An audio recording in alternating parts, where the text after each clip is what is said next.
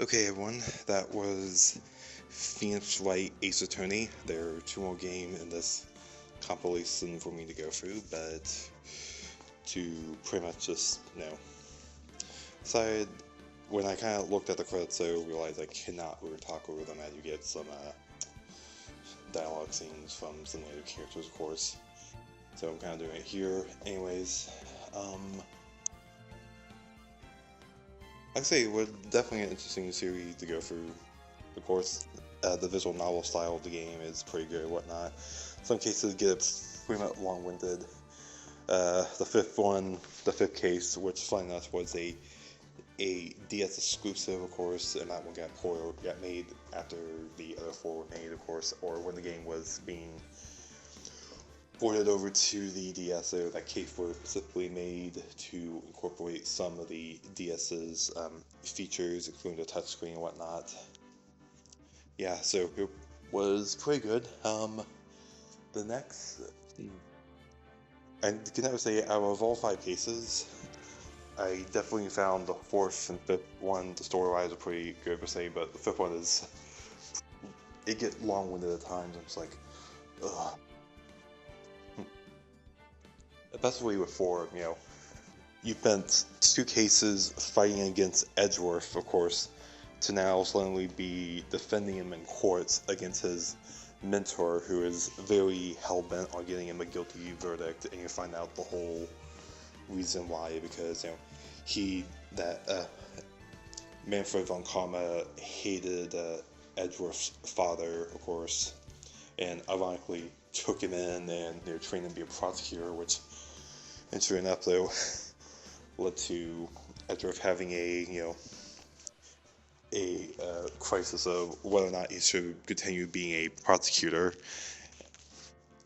instead of searching for the truth or whatnot. So the character has pretty much gone on a journey per se, because in the credit scene of 4, it hinted that he left, but in episode 5 here, he's still here. So I kind of want to say that there might have been a time jump, a time skip per se, that I guess Capcom or the creators of Phoenix Wright can just go into and just saying that, oh yeah, Edgeworth just, that scene took place way after episode 5 now, since they have a new timeline for it.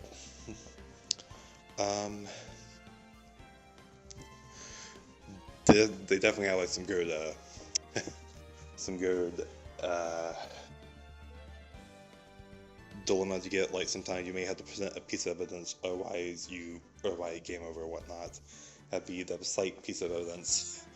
If you haven't been paying attention to the story, sometimes you might just end up, picking an inconsequential piece of evidence, and oftentimes I don't like so all the character I talk to, piece of evidence to get their thoughts on it per se. It's pretty good per se, and there's like 3 other compilations they did. 8's Apollo Justice Trilogy, which, funny enough though, is pretty much the sequel game to what happened after the Phoenix Wright trilogy, but it takes about 10 years later, of course, and those 3 games kind of jolt year by year with the new defense attorney named Apollo Justice, who pretty much has a unnatural ability to find the truth or whatnot. He's joined by, I guess, another character in the next game. Emma, I think, I don't know, but I probably should focus more on Ace 21 at the moment. But yeah, anyways, Miles Edgeworth is pretty much not going to appear much in the second game, but he will appear in the final case of Justice for All, which is the second game. And I play for it. I don't know when I'm going to be starting the gameplay for it yet, but it will happen sometime this year, don't worry, along with the final game.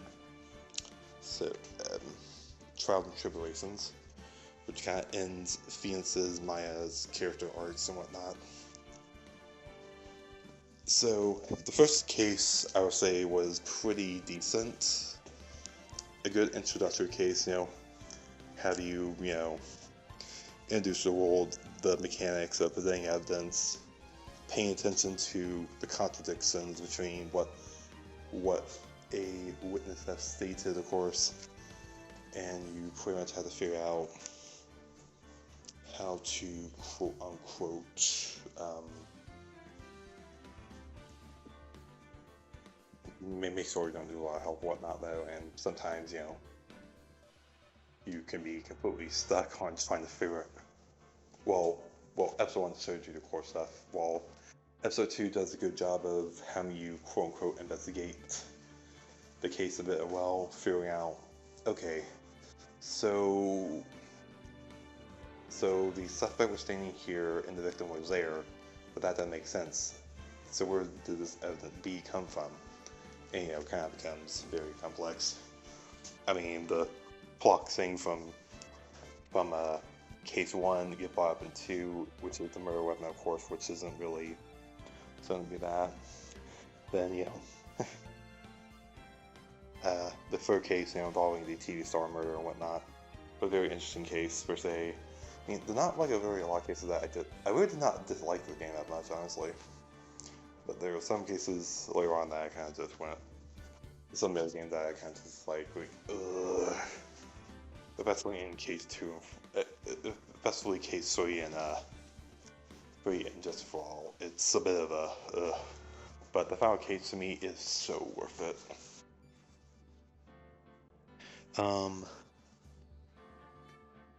And funny thing is though, some of the characters we have met here will be quote unquote reappearing in the later cases per se, especially Miss Wendy Oldbag and Will Powers.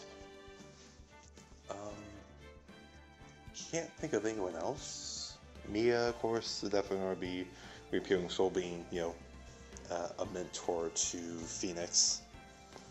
Next through Maya, of course. Yeah, so that's pretty much all I have to say about Phoenix Wright, Ace Attorney. Pretty good game. Definitely play it though if you're interested in knowing where the meme of objection come from, whatnot. I'll see you all next time. Bye.